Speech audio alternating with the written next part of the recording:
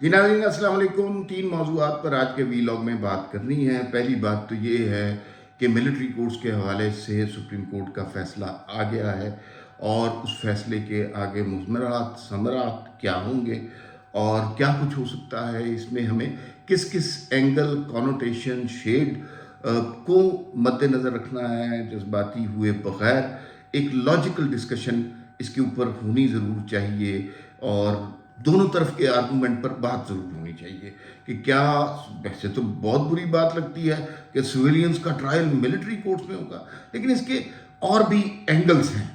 उन एंगल्स में हमने देखना है क्या ये एक लॉजिकल कंक्लूजन है या इसके अंदर कुछ और चीज़ों को भी हमें मद्देनज़र रखना है, अपने कोर्ट सिस्टम को भी देखना है, पाकिस्तान को जो थ्रेट्स हैं उस हवाले से भी चीज़ों पर बात करनी है। ये एक सब्जेक्ट है जिस पर हम बात करेंगे।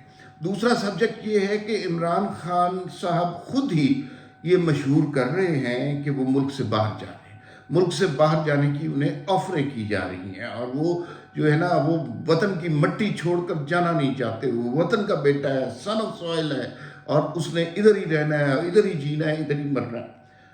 अच्छा, जब इधर उधर से पता किया तो पता चला खान साहब को किसी ने कोई ऑफर नहीं किया कि आप मुल्क से बाहर चले जाएं। कोई डील उनसे डिस्कस नहीं हो रही, कोई नुमाइंदे हरकारे उनके पास नहीं पहुंचे जो कान में उनको कह रहे हों कि खान साहब आप मुल्क से बाहर चले जाएं, फिर बाद 2-3 साल बाद देख लेंगे, नवाज शरीफ की तरह जलावतनी इख्तियार कर लें। नहीं, ये अफवाह, ये खबर कौन उड़ा रहा है? ये अफवाह, ये खबर खान साहब और उनके हवारी खुद उड़ा रहे हैं और इसका बुनियादी ऑब्जेक्टिव ये है कि अगर आपने मुझे कोई डील ऑफ़र नहीं की तो खुदा के वास्ते मुझे डील ऑफ़र करें और मेरे बाहर पहुंचने के लिए का कोई इंतज़ाम करें। इस हवाले से कल इमरान खान की अहलिया अलीमा हमशीरा, मैं मालूम चाहता हूँ, इमरान खान की हमशीरा अलीमा खान का एक बड़ा ज़बरदस्त बयान आया जिसके अंदर वो जो बात छुपाना चाह रही थी वो सामने खुल कर आ रही थी। तो उसके ऊपर भी बात करेंगे कि क्या इमरान खान को डील ऑफर की जा रही है, वो मुल्क छोड़कर जा रहे हैं कि नहीं जा रहे, इस पे बात करें। तीसरी बात ये है कि तहरीक इंसाफ की तरफ से एक ऐलान हो गया और वो ऐलान ये है कि जनाब वो अगले हफ्ते बाकी तमाम सियासी पार्टियों से राब्ता कायम करेंगे और उनसे सियासी मुज़ाकरात करने की कोशिश करेंगे। इन मुज़ाकरात की पहली कोशिश जो हुई वो असद कैसर साहब ने मौलाना फजलुर रहमान के साथ मुलाकात की और मुंह की खाई, क्योंकि मौलाना फजलुर रहमान की ये तौहीन करते रहे हैं। लेकिन अब वक्त ऐसा आ गया है इनके ऊपर कि इन्होंने मौलाना फजलुर रहमान की इमामत में नमाज पढ़ी, वो वीडियो भी रिलीज़ हुई और आखिर में जब असद कैसर से किसी रिपोर्टर ने पूछा कि भाईजान आप इमरान खान की मर्जी से आए थे, तो तहरीक इंसाफ वालों का दिल चाह रहा था कि असद कैसर कहे कि नहीं नहीं, इमरान खान को तो नहीं पता, हम चोरी छुपे आए हैं। लेकिन असद कैसर ने बरमला बबांगे दोहल ये बात कही कि ये जो मौलाना साहब से मुज़ाकरात करने आए हैं, ये जो लेन देन की बात है, ये जो पॉलिटिकल अलायंस का सिलसिला हम सोच रहे हैं, ये जो सीट एडजस्टमेंट की कोई बात हो रही है, हमारे हक में किसी ने आवाज़ बुलंद करनी है जिसके लिए हम मुल्तमस हुए हैं मौलाना फजलुर रहमान से, वो जनाब मौलाना फजलुर रहमान से जो मुलाकात है वो इमरान खान की मर्जी से हुई है और उसके बगैर नहीं हो सकती थी। ये और अब ये मजीद जमातों के पास जा रहे हैं, तो इसका मतलब है कि जिन्हें गालियां देते रहे हैं उन सब के पास जब ये जाएंगे तो इनके सियासी बयानिए का हाल क्या होगा, नरेटिव इनका कहाँ जाएगा। वो जमात जो दूसरी जमातों को चोर डाकू कहने पर बनी है, उसका हशर क्या होगा। तो वो आपको यकीनन समझदार लोग हैं आप लोग, आपको समझ आ ही रही होगी कि जब ये नवाज शरीफ के पास, जरदारी के पास जाएंगे तो फिर इनका हशर क्या होगा। हर मुलाकात की वीडियो बड़ी वायरल होगी। लेकिन हम पहले मौजू पर आ लेते हैं, पहले इन मौजूदात पर भी बात करेंगे। पहला मौजू है हमारा मिलिट्री कोर्ट्स में सिविलियन का ट्रायल। इसके हवाले से सुप्रीम कोर्ट ने अभी एक फ़ैसला भी दिया और उससे साफ साफ नज़र ये आ रहा है कि भाई सिविलियन का ट्रायल मिलिट्री कोर्ट्स में नहीं हो सकता। अच्छा, डेमोक्रेटिक नुक्ता नज़र से देखा जाए तो बात भी सही है कि भाई जब तमाम लोगों के लिए एक ही तरह की कोर्ट्स बनी हैं, एक ही तरह का कानून और आइन है, तो फिर ये मिलिट्री कोर्ट्स क्या हैं? फिर मिलिट्री कोर्ट्स नहीं होनी चाहिए। और ख़ास तौर पे चले मिलिट्री मैन का अगर आपने कोई ट्रायल करना है वो आप मिलिट्री कोर्ट्स में कर लें, हालांकि वो भी सिविलियन कोर्ट्स में होना चाहिए। लेकिन ये सिविलियन को आप मिलिट्री कोर्ट्स में क्यों लेके जा रहे हैं? इसका मतलब आप मनमानी करेंगे, कोई इंसाफ नहीं होगा। ये एक नुक्ता नज़र जो कि पॉपुलर नुक्ता नज़र है, जो डेमोक्रेटिक और प्रोग्रेसिव लोग ज़्यादातर कहते हैं, लेकिन ये फाइनल हतमी कलीदी बात नहीं है। इसके अंदर कुछ और एंगल भी हैं। पहली बात तो ये है कि जो नेशनल सिक्योरिटी के मामलात हैं उनके हवाले से मिलिट्री कोर्ट्स का क़याम ज़रूरी है। बाद मामलात ऐसे हैं जिसमें हमारी courts unfortunately incapable of handling those issues हैं।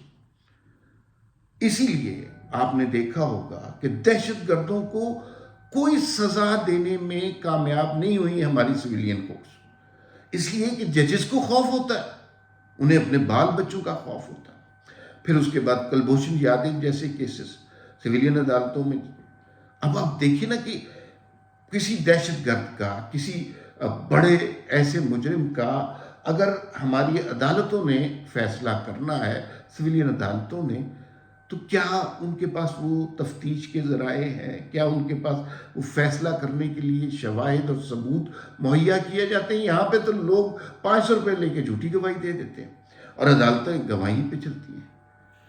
फिर इसमें ये चीज़ भी हमें जहन में रखनी है कि अब मुझे ये लोगों को ये पता होना चाहिए कि अदालतों का प्रोसेस कैसा है। कि मतलब एक मुजरिम पकड़ा गया और उस मुजरिम को सज़ा होनी है, उस शवाहिद पेश किए जाने हैं, तो उसमें 10 से 15 साल मुकदमे में लग जाएंगे। उस वक्त तक इंसाफ नहीं मिलेगा। मैं आपको एक मिसाल देता हूँ। अल्लामा इकबाल की बहू हैं नासरा इकबाल, उनके शौहर चीफ जस्टिस थे जावेद इकबाल साहब। उनके 3 बेटे वकील हैं, सेनेटर भी हैं और ये सब कुछ। वो उन्होंने मुझे बताया कि उनका एक मुकदमा 20 साल से अदालत में पड़ा हुआ है और उसमें अभी तक शवाहिद नहीं पेश हुए, 20 साल हो गए। और अगर आप जिस तरह के नेशनल सिक्योरिटी के मामला पाकिस्तान को दरपेश हैं, अगर इन मुकदमात में हम 20-20 साल सिर्फ शवाहिद पेश होने का इंतज़ार करेंगे तो फिर आपने मुल्क महफूज बना लिया, फिर आपने तहफ़्फ़ुज़ दे दिया पाकिस्तान को। ये नहीं हो सकता। कुछ मामलात में जब जिसको हम कौमी सलामती के मामलात कहते हैं उसमें हमें एक्सेप्शन रखनी पड़ेगी। इसी तरह 9 मई के मामलात आप देख लीजिए। 9 मई के मुजरिमों ने बुनियादी तौर पर फौज के खिलाफ हमला किया, GHQ उनका जलाया, कोर कमांडर हाउस उनका जलाया, शहदा की तनसीबात पर या यादगारों पर हमला उन्होंने किया। तो फौज को हक पहुंचता है, मिलिट्री कोर्ट्स को हक पहुंचता है कि फिर उन मुजरिमों का ट्रायल करें। यही मुजरिम अगर अदालतों में, सिविलियन अदालतों में चले गए तो फिर आप देखिएगा कि बरस नहीं, साल नहीं, दहाइयाँ गुजर जाएंगी और मुकदमे की तारीख पे तारीख होती रहेगी और फैसले नहीं हो सकेंगे। ये किसी मुल्क में नहीं होना चाहिए। जायदाद का मामला हो तो अलग बात है, कोई झगड़े का, कोई छोटे मोटे जुर्म का मामला हो तो शायद इतना टाइम लगाते हुए कोई इतनी तकलीफ दे बात नहीं है, लेकिन लगना उसमें भी नहीं चाहिए। लेकिन जब जो कौमी सलामती के मामला हैं जिनसे मुल्क का दिफा जुड़ा हुआ है, उसके लिए बहरहाल हमें इन कोर्ट्स की ज़रूरत है। और वो लोग जो इन कोर्ट्स में मुजरिम करार पाते हैं उन्हें करार वाकई सज़ा देने की ज़रूरत है। क्योंकि बात यह है भाई कि हम कौमी सलामती पे कॉम्प्रोमाइज़ नहीं कर सकते। करेंगे तो न मैं रहूँगा, न ये अदालतें, न फ़ौज, न जमहूरियत, न ऐवान, कुछ भी नहीं रहेगा। बुनियादी वजह जिस वजह से हम एग्जिस्ट करते हैं वो वजह पाकिस्तान का वजूद है। उसके ऊपर अगर किसी स्टेज पर कॉम्प्रोमाइज़ करना शुरू कर दिया, उसके हवाले से फैसले में अगर तात्तुल आना शुरू हो गया तो फिर ये इस मुल्क की बड़ी बदकिस्मती होगी। बाकी जो 2 खबरें हैं उसमें साफ सी बात है, इमरान खान साहब ये अफवाह खुद उड़ा रहे हैं कि उन्हें मुल्क से बाहर भेजा जाए। कोई उनको बाहर नहीं भेजे जा रहा। اور عمران سب کو پتہ ہے عمران خان ملک سے باہر جائیں گے تو موجودہ صورتحال سے بڑا فتنہ بن کر ابھریں گے. انہوں نے کوئی عبوری حکومت بنا لینی ہے پاکستان کی اور اپنی طرف سے ایک شیڈو کابینہ کریٹ کر لینی ہے, تو کوئی بھی ایسا رسک نہیں لے گا. اسٹیبلشمنٹ سے غلطیاں ہوتی ہیں, غلطیاں ہوئی ہیں, لیکن اتنی بڑی غلطی اور اتنی بڑی بیوقوفی وہ نہیں کر سکتے. باقی دوسری سیاسی جماعتوں کے پاس جب تحریک انصاف جائے گی تو پھر دیکھا جائے گا اور انہیں بھی پتہ چل جائے گا کہ جن کو آپ ساری عمر گالی گلوچ کرتے رہے, جب ان کے قدموں میں بیٹھ کر منتیں کرنی پڑیں گی تو کون سا بیانیہ اور عمران خان کا کون سا غرور اور تکبر قائم رہتا ہے. فی الوقت اتنا ہی, پھر ملاقات ہوگی. اللہ حافظ.